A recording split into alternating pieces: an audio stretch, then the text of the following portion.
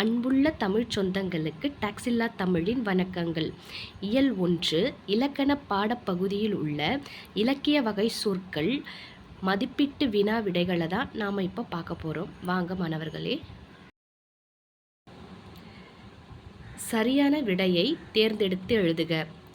1. எல்லாருக்கும் எளிதில் பொருள் விளங்கும் சொல் டேஷ் இயற் சொல். 2. பல பொருள் தரும் ஒரு சொல் என்பது திரிசொல். 3. வடமொழி என்று அழைக்கப்படும் மொழி சமஸ்கிருதம். பொறுத்துக.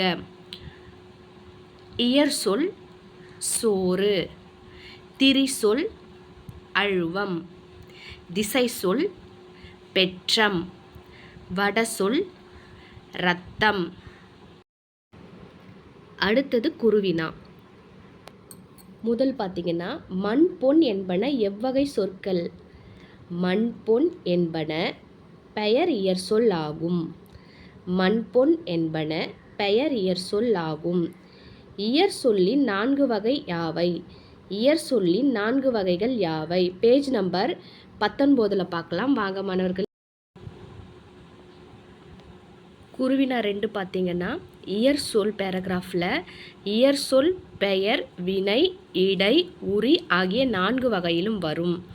இதிலிருந்து இது வரைக்கும் மார்க் பண்ணிக்கோங்க. எடுத்துக்காட்டோடைய மார்க் பண்ணிக்கோங்க. சரிங்களா? இதுதான் குருவினாக்கான 2வது விடை.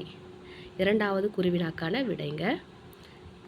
2வது குருவினா பார்த்தீங்கன்னா, குங்குமம் கமலம் என்பன எவ்வகை வட சொற்கள்?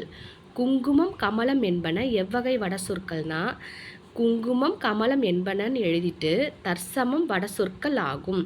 தற்சமம் வட சொற்கள் ஆகும். இதுதான் பார்த்தீங்கன்னா விடை. சரிங்களா? அடுத்தது சிறுவினா பார்க்கலாம். சிறுவினா 1 பார்த்தீங்கன்னா, இலக்கிய வகை சொற்கள் எத்தனை வகைப்படும்? அவையாவை. இலக்கிய வகை சொற்கள் 4 வகைப்படும் எழுதிட்டு அவை அவைன்றதுக்கு பேஜ் நம்பர் 19 பார்க்கலாம். பேஜ் நம்பர் 19ல் இங்கே பாருங்கள், இலக்கிய வகை சொற்கள் ஹெட்டிங் இருக்கா?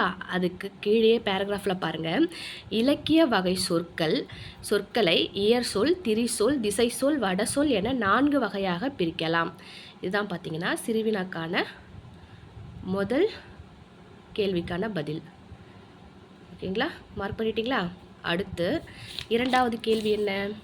சிறுவினா திரிசொல்லின் வகைகள் குறித்து விளக்குக. திரிசொல்லின் வகைகள் குறித்து விளக்குக. பேஜ் நம்பர் 20 பார்க்கலாம். திரிசொல்லின் வகைகள் பார்த்தீங்கன்னா, பேஜ் நம்பர் 20ல் மேல் பேராகிராஃபில் பாருங்கள், திரி சொற்களை ஒரு பொருள் குறித்த இதிலிருந்து மார்க் பண்ணிக்கோங்க. இதிலிருந்து இது வரைக்கும் மார்க் பண்ணிக்கோங்க. பல பொருள் குறித்த ஒரு திரிசொல் என்பர். இது வரைக்கும் பார்த்தீங்கன்னா மார்க் பண்ணிக்கோங்க. சரிங்களா? இது 2வது சிறுவினாக்கான பதில். அடுத்தது 3வது பார்த்தீங்கன்னா, பண்டிகை கேணி என்பன எவ்வகை சொற்கள் விளக்குக. பண்டிகை கேணி என்பன திசை சொற்கள் ஆகும். பண்டிகை கேணி என்பன திசை சொற்கள் ஆகும்.